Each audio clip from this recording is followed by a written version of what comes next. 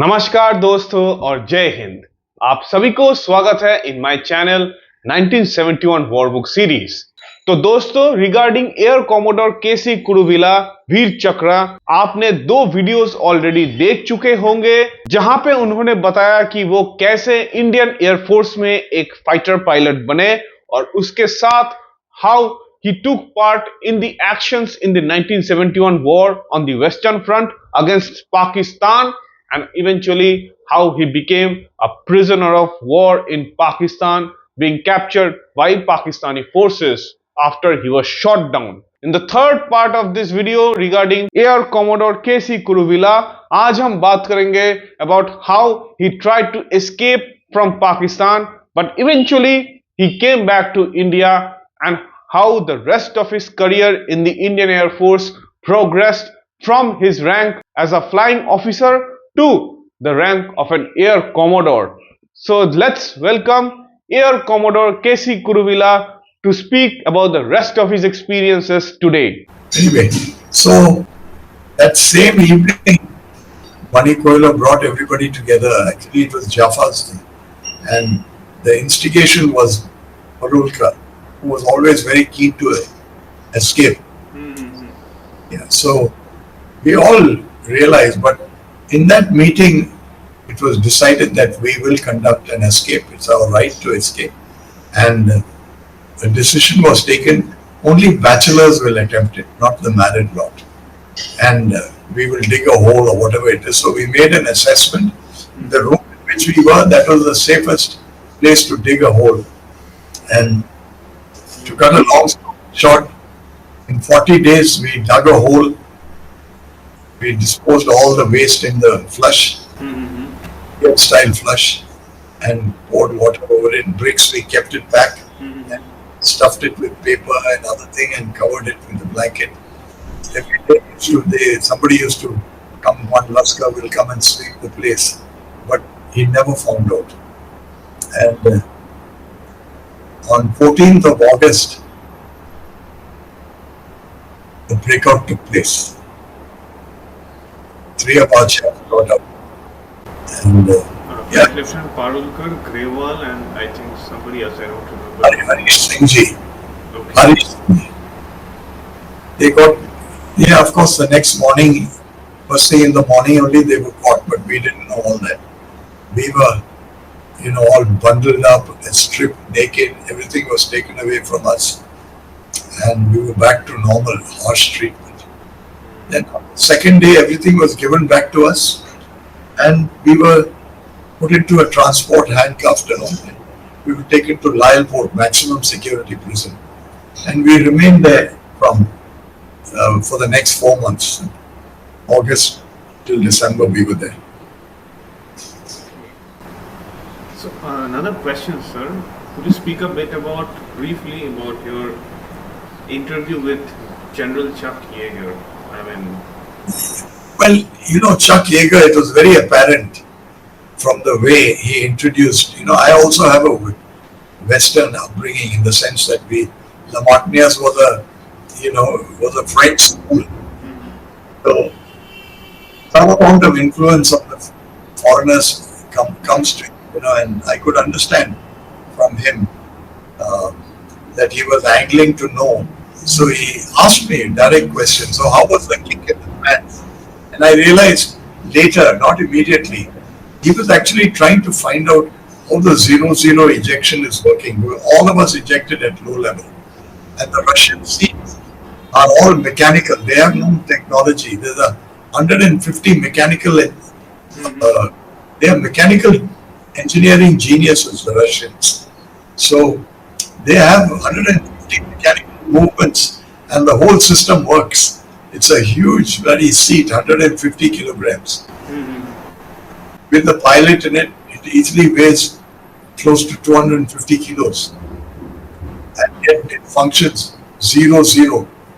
It works beautifully. So he was trying to find out that. He was, as I told you, later on only we came to know, as you grow in service, you learn all this. He was actually, working there on behalf of the arms peddlers, so he, like a middleman. But he got all the thing because he was Chuck Yeager. And I And think he was a staunch India hater. And yeah, yeah. so anyway, so that was that. So, how was, I mean, another thing I forgot to ask, sir, your treatment for your wounds, like your, Nothing, did that, nothing. It healed on its own because I told you we were flat on our back. Yeah, and only after Mr. Babylon came and we were taken out and we met everybody, then routinely our senior most person told the camp commandant that listen, everybody should be medically examined because none of us have been medically examined, barring the wounded, those who were wounded. So that was done, and in the X-ray that was done of my cervical region and spine, they found calcification. So that doctor told me you have had some sort of a fracture, a hairline one, because it's showing in the X-ray. That's calcification, but everything is healed and you have nothing to worry. So that's it. So we're not readily medically examined. We had to force it on them.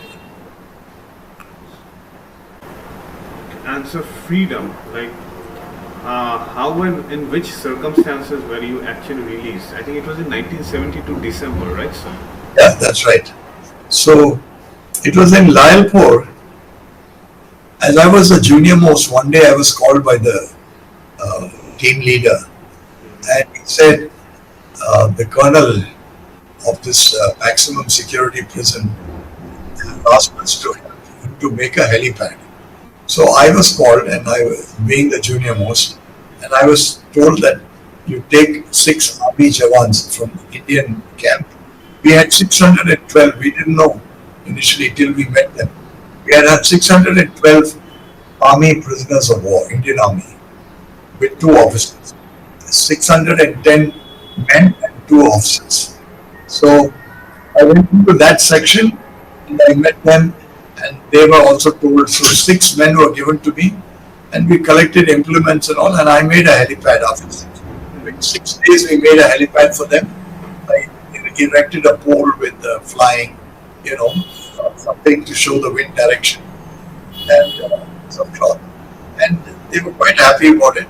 And I forgot everything about it. Everybody forgot it. But 1 week later, suddenly we were dressed up and put into a vehicle, and we were driven. Now this prison is a huge prison. It's 2.5 kilometers square. That large it is. It's a maximum security prison in which the army practices break in, break out, and they keep their. It's like a maze, prison within a prison within. We were right in the center. But escaped. So, and so we were driven to this particular place, and when an iron door opened, and when we came in, I went in, followed by the senior most behind me, and all our army jawans and all were seated on the ground. 2 officers were on a chair, and I also joined next to them, and the other seniors sat. This is the door. They sat on the right side. I was here right in front of the door, and we were wondering what's happening, and we were just looking around and exchanging pleasantly with Jai and Saab and all that sort of thing. And then within 2-3 minutes, we heard a helicopter came and landed. Where obviously where I had made the helipad, it landed there. About 5 minutes later, the iron door opened, and in walked Zulfikar Ali Bhutto in a pinstripe suit with a tie and his typical traditional hanky which he used to wear. And there was a chair in front of him which was not used by him. He just held the backrest, put his hand there, and he spoke in English, and he said, "Gentlemen, I want you to go back home, tell your country that we want peace with India, and please send back our 93,000 prisoners of war." Having said that much, he just turned around and he walked up. That's all. And then, of course, this news got out, and the students of Lahore protested, and they started garrowing and creating rocket, and they came down to Lailpur and get out the prison. Then the army had to do something. They had decided There was to. so much against this. Yeah. So, I think Bhutto landed on 2nd or something, or 1st. Yeah, for December 1st. For 2-3 days they couldn't get us out. That particular night they couldn't, next day they couldn't. Then on 3rd of December they got us out. And we were driven to Wagah border, and there I crossed. I was the last to cross, but I had a greatest surprise for me waiting there. Okay, what was it, sir? So I was the last, being the junior most, and we were in the beginning. Now at 5:30 sharp, the bugles are exchanged and the border closes, and there's a drama that they follow. I was the last, and now time was about 5:15 or so in the evening. And after I crossed, they would have closed the gate. That was the thing. But as I got into no man's land, I saw one guy. He was standing with something in his hand, black. And something made me turn around. I turned around and went running to 3-4 steps, and I rubbed it. It was my gold chain. That Baluchi had actually surrendered it, and moss had grown over it. I was so overjoyed. And that boy who was standing there was actually holding the cross. So I couldn't see the chain or I couldn't see the cross. So I didn't know. But it was some intuitive thing that made me turn and go back. And when I claimed it, I said, "This is mine." He said, "You have to go back and sign." So I had to run with him to, go and sign. I signed for it. And as I came back, the bugle started as I crossed into India. Meanwhile, the other people had all gone. The chief minister had come the other side, Minister of Punjab, and he had taken all the prisoners of war in a convoy, and they went to a Maidan where there was a speech going on by him and all the hero cycles and all. They were giving gifts to all the POWs, and the people had come to visit the prisoners of war and all that. So luckily for me, they left a jeep and one army jawan. So I got into that jeep and I caught up with the crowd, and I was really petrified because I took my own decision without asking anybody. And when I reached that side, the team leader, he was a very nice person. He said, "Do you know, where were you?" I said, told him the story. He said, "Do you know, it's okay to have taken a decision, but do you know what were the repercussions? Suppose the bugle had gone and they had kept you back. I would have had to answer, where's the 12th person? The 10th person is missing, number one. Number two, you ended up in that list of yes, people missing in action." Yeah. Correct. That's what he said. He said, "You would have never been heard of." And that, what would have happened then? I said, "Sir, I could not leave this cross behind. It belongs to my mother." And it was intuition, that same intuition that drove me there brought me back. I told him that. And, I was very good in English literature. I studied literature along with science. My parents made us all study English literature, all of us. So I was able to explain my decision making, and So next day, of course, we were flown to Delhi, and there also some other series of interrogations took place, which we were very sad about because we didn't know that we will be interrogated back home also. Kept separately and not allowed to meet each other, not allowed to meet families.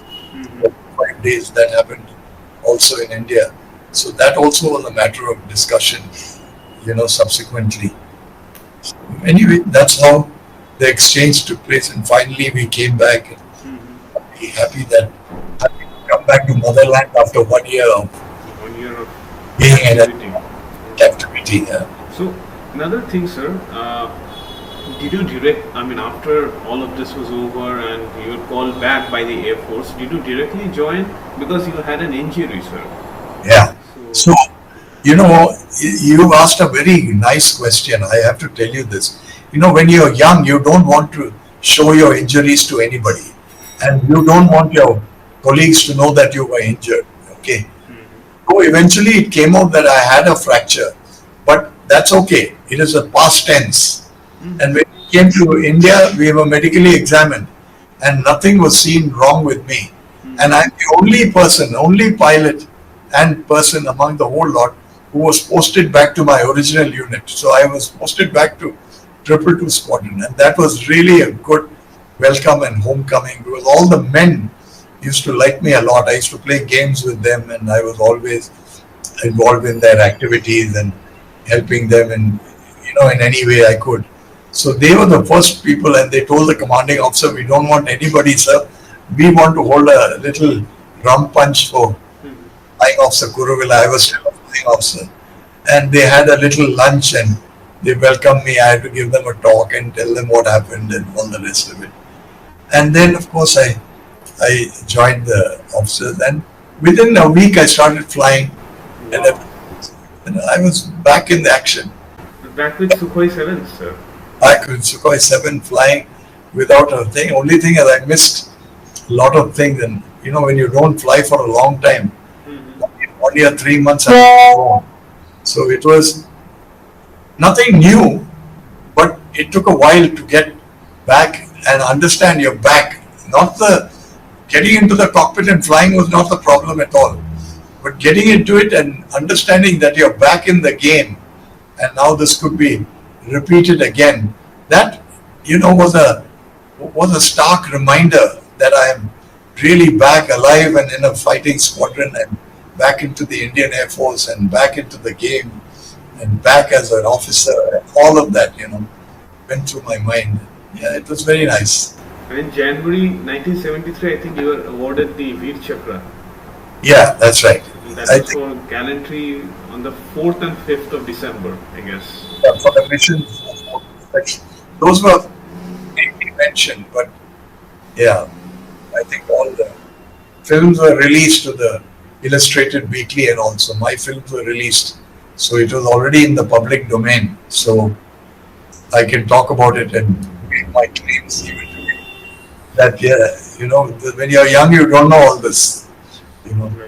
Somebody can always claim that this was my film or whatever it was, but luckily none of that happened. So, a bit, sir, I would like to know, last thing is that a bit of your flying career in the Indian Air Force. Yeah. After this entire incident, sir. Could you talk a bit about that? Yeah. Yes, so here I will have to talk a little about myself in the sense that I've had a wonderful career. Okay.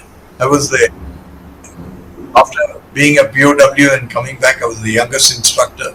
I went one of the youngest to go to Iraq into Saddam Hussein's Air Force. Okay. Yeah. I was on deputation to Iraq. Came back, had wonderful postings, back to Sukhois, and in 79, 79 I came back, and in 81, I had on a mission,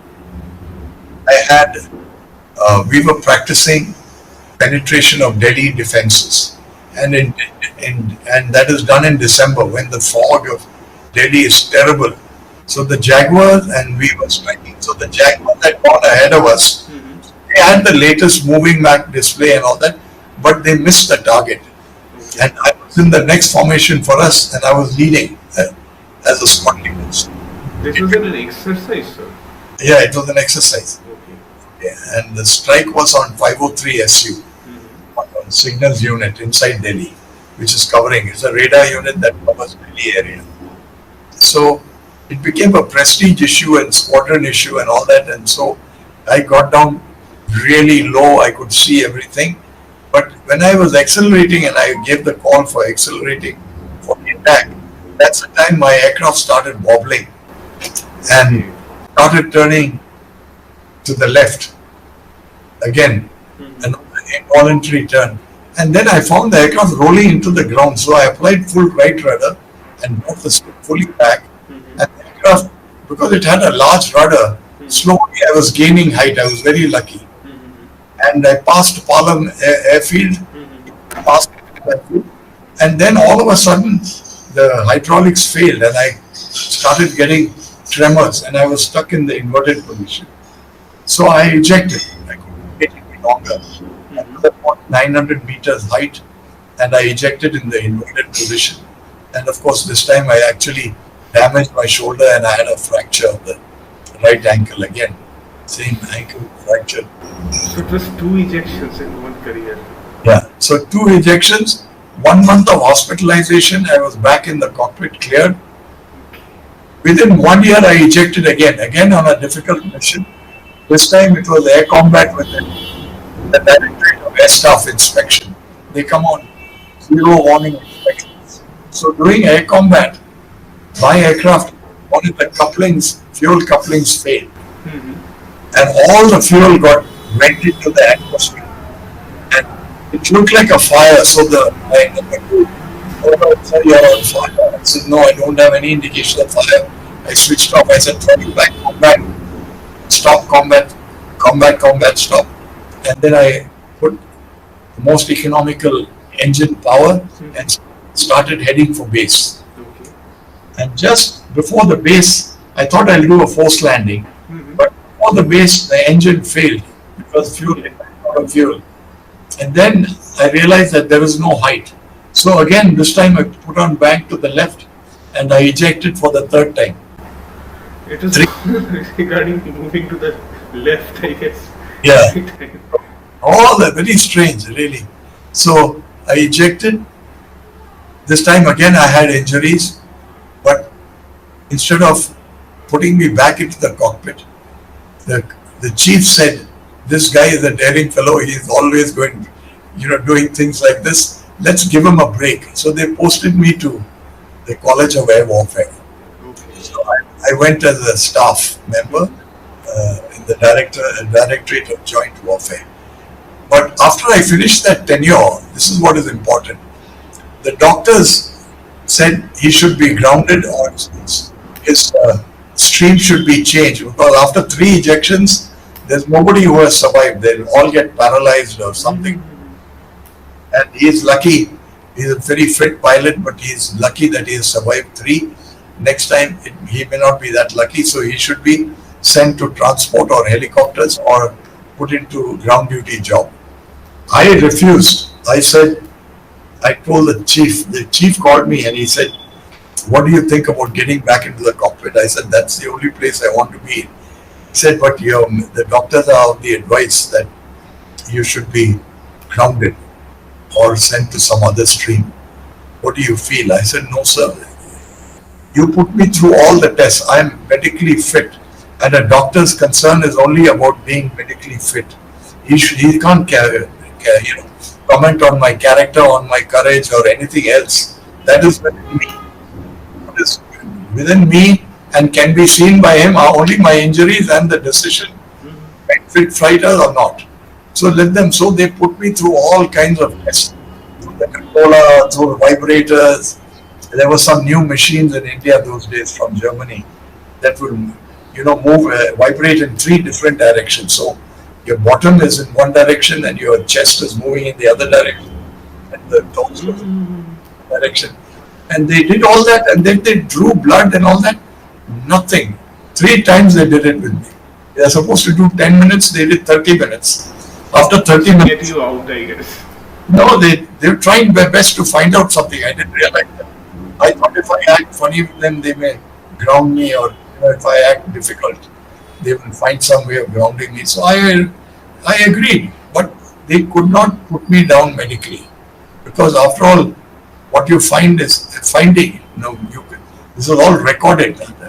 The technician can't say his blood group is A negative when it is O, right? Can't. So they had to write the facts, and the facts all went to CME, Delhi.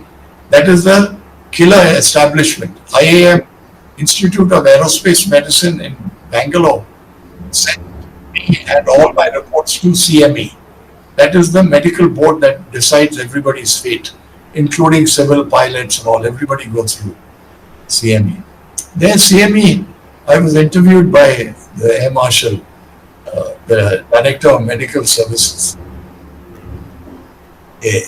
And he said, Sanya, we will have to recommend a change of stream. I said, why? Is there anything wrong with me physically fit? He said, no, but we would like to be safe. I said, so that I would like to decide for myself. So I recorded my protest, and with that, all the files went to the chief. And I was called by the chief, and he said, this is the recommendation. What do you feel? What do you have to say? I said, I would like to go back and fly. If so, I am the only person in the world. I wrote a lot of letters to find out. Oh, I think there are people who may have ejected 3 times, and I think there are. But nobody has gone and flown frontline fighters. Like, I have flown 600 more missions after 3 ejections, knowing that I might eject a 4th time. That record I don't think anybody has, because I've asked anybody, nobody's been able to say, no, there's another person. No, not in our RAF, not in the Russian Air Force, no one. So that's nice, because after 3rd ejection, I formed the first ML squadron. I commanded that. I flew the Jaguar. I flew the Kiran.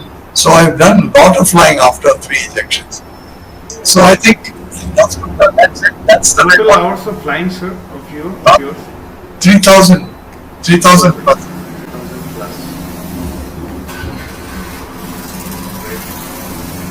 I mean, yeah, 3 ejections, then 3,000 hours of flying. Yeah. And any commands that you held, sir? Yeah, I commanded Kashmir during the militancy. Okay.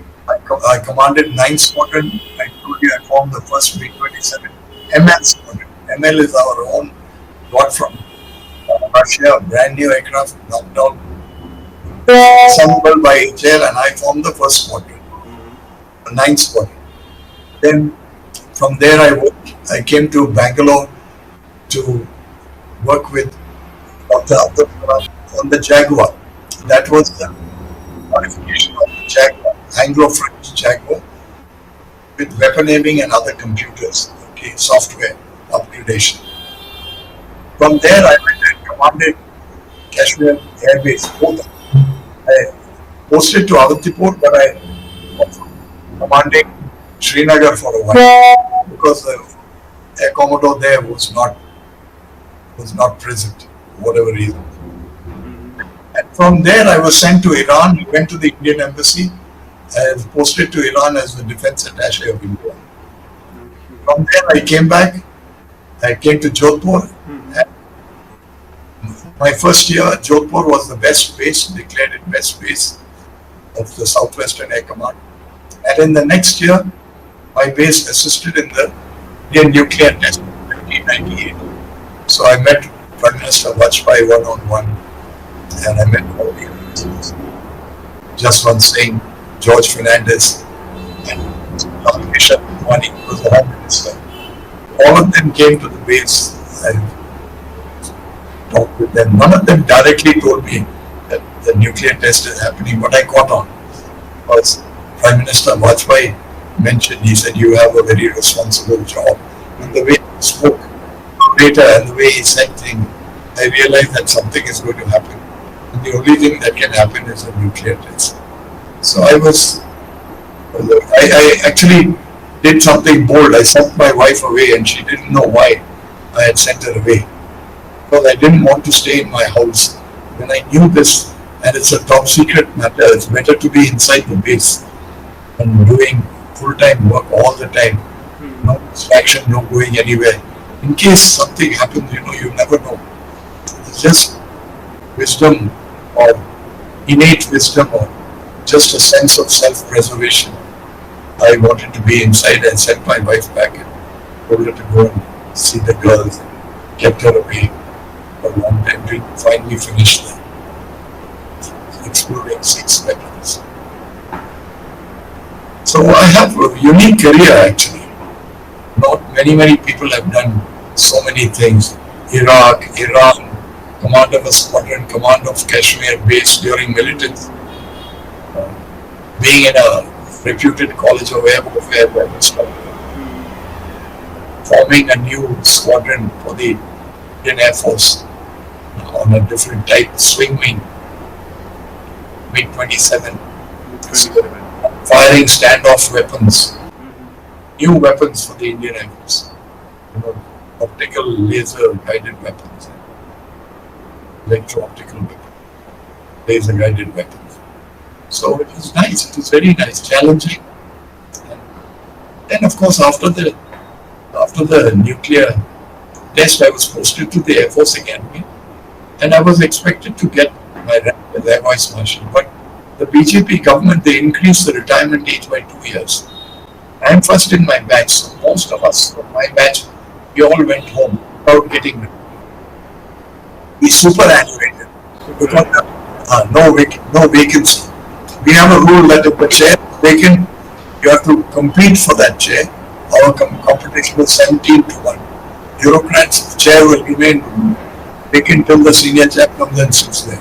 Or else we have to compete.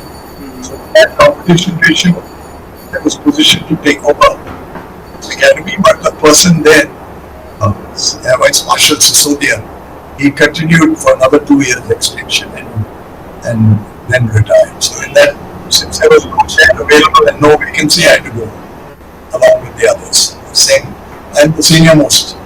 So if I don't get my rank, of course, if I'm superseded, that's a different matter. But others, nobody has superseded me. So it is not the case at all. So I hope I have answered all your questions, and I think Yes, sir. Yeah, I mean, you did, and it's really, what I can say, very shocking experience for me to learn about all these things, because all we civilians heard that you were captured and then you were interred for 1 year. These things that you said, we didn't, I mean, learn of this, yeah, because we didn't talk to, I mean, I didn't talk to the man himself. Yeah. fair enough.